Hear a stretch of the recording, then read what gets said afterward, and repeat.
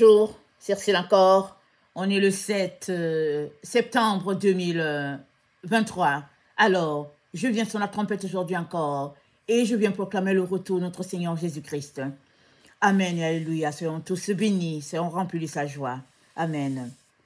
Israël, si tu reviens à moi, dit l'Éternel, si tu ôtes tes abominations de devant moi, tu ne seras plus errant. Si tu jures, l'Éternel est vivant, avec vérité, avec droiture et avec justice, alors les nations seront bénies en lui et se glorifieront en lui. Car ainsi parle l'Éternel aux hommes de Juda et de Jérusalem, défrichez-vous un champ nouveau et ne s'aimez pas parmi les épines. Circoncisez-vous pour l'Éternel, circoncisez vos cœurs, hommes de Juda et habitants de Jérusalem, de peur que ma colère n'éclate comme un feu et ne s'enflamme sans qu'on puisse l'éteindre à cause de la méchanceté de vos actions. Annoncez en Juda, publiez à Jérusalem et dites, sonnez de la trompette dans le pays, criez à pleine voix et dites, rassemblez-vous et allons dans les villes fortes.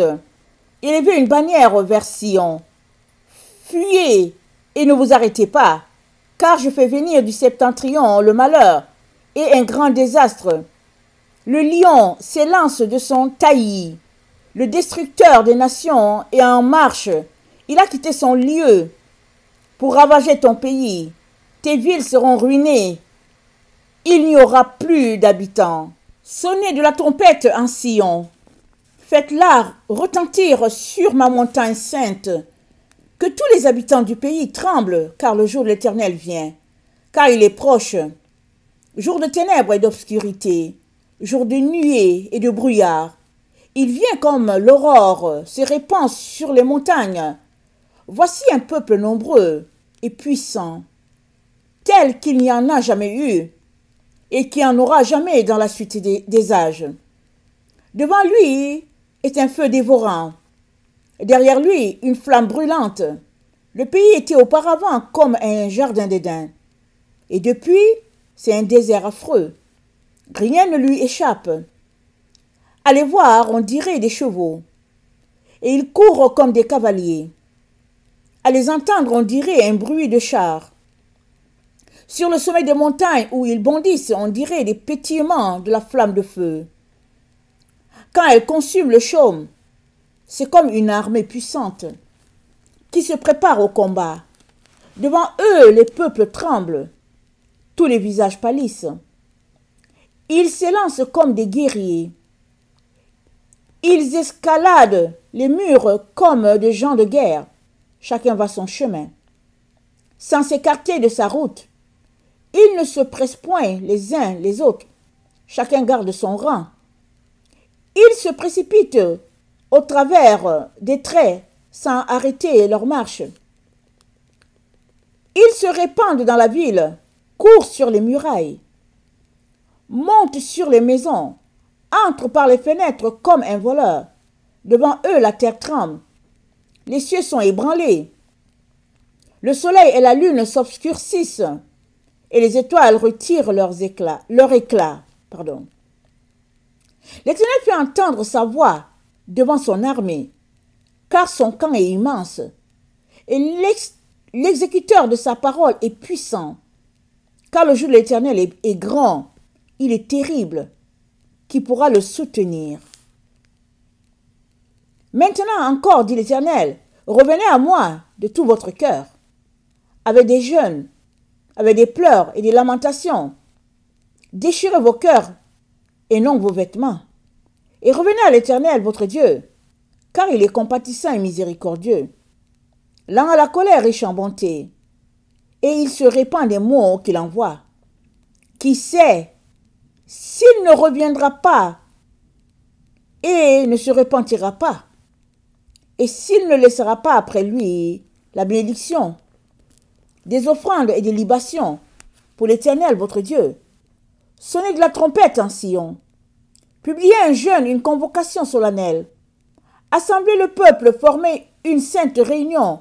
Assemblez les vieillards, assemblez les enfants, même les nourrissons à la mamelle, que l'époux sorte de sa demeure, et l'épouse de sa chambre, qu'entre le portique et l'autel, pleurent les sacrificateurs, serviteurs de l'Éternel, et qu'ils disent, Éternel, épargne ton peuple. Ne livre pas ton héritage à l'opprobre, aux railleries des nations. Pourquoi dirait-on parmi les peuples, où est leur Dieu? Rentrez en vous-même, examinez-vous, nations sans pudeur, avant que le décret s'exécute et que ce jour passe comme la balle. Avant que la colère ardente de l'Éternel fonde sur vous, avant que le jour de la colère de l'Éternel fonde sur vous.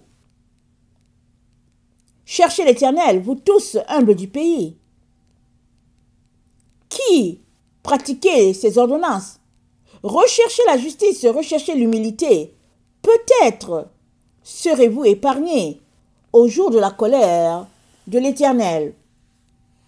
Il arrivera dans la suite des temps que la montagne de la maison de l'Éternel sera fondée sur le sommet des montagnes, qu'elle s'élèvera par-dessus les collines, et que les peuples y afflueront. Des nations s'y rendront en foule et diront, « Venez et montons à la montagne de l'Éternel, à la maison du Dieu de Jacob, afin qu'il nous enseigne ses voies et que nous marchions dans ses sentiers. Car de Sion sortira la loi, et de Jérusalem la parole de l'Éternel. Il sera le juge d'un grand nombre de peuples, l'arbitre des nations puissantes, lointaines. De leurs glaives, ils forgeront des oyaux, et de leurs lances des serpes. Une nation ne tirera plus l'épée contre une autre, et l'on n'apprendra plus la guerre. Ils habiteront chacun sous sa vigne et sous son figuier, et il n'y aura personne pour les troubler, car la bouche de l'Éternel des armées a parlé. Tandis que tous les peuples marchent chacun au nom de son Dieu, nous marcherons, nous, au nom de l'Éternel notre Dieu, à toujours et à perpétuité. En ce jour-là, dit l'Éternel, je recueillerai les boiteux, je rassemblerai ceux qui étaient chassés, ceux que j'avais maltraités. Des boiteux, je ferai un reste. De ceux qui étaient chassés, une nation puissante. Et l'Éternel régnera sur eux à la montagne de Sion, dès lors et pour toujours. Et toi, tour de troupeau, colline de la fille de Sion, à toi arrivera l'ancienne domination, le royaume de la fille de Jérusalem. Pourquoi maintenant pousses-tu des cris? N'as-tu point de roi pour te conseiller? N'as-tu point de roi plus de conseiller pour que la douleur te saisisse comme une femme qui accouche? Fille de Sion, souffre et gémis comme une femme qui accouche. Car maintenant tu sortiras de la ville et tu habiteras dans les champs et tu iras jusqu'à Babylone. De là, tu seras délivré. C'est là que l'Éternel te rachètera de la main de tes ennemis. Maintenant, plusieurs nations se sont rassemblées contre toi. Qu'elles soient profanées, disent-elles, et que nos yeux se rassasient dans Sion.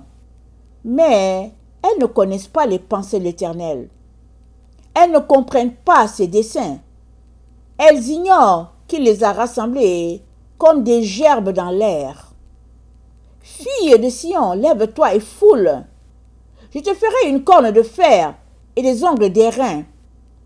Et tu broieras les peuples nombreux. Tu consacreras leurs biens à l'Éternel, leur richesse au Seigneur de toute la terre. Maintenant, fille de troupeau, rassemble tes troupes. On nous assiège. Avec la verge, on frappe sur la joue du juge d'Israël.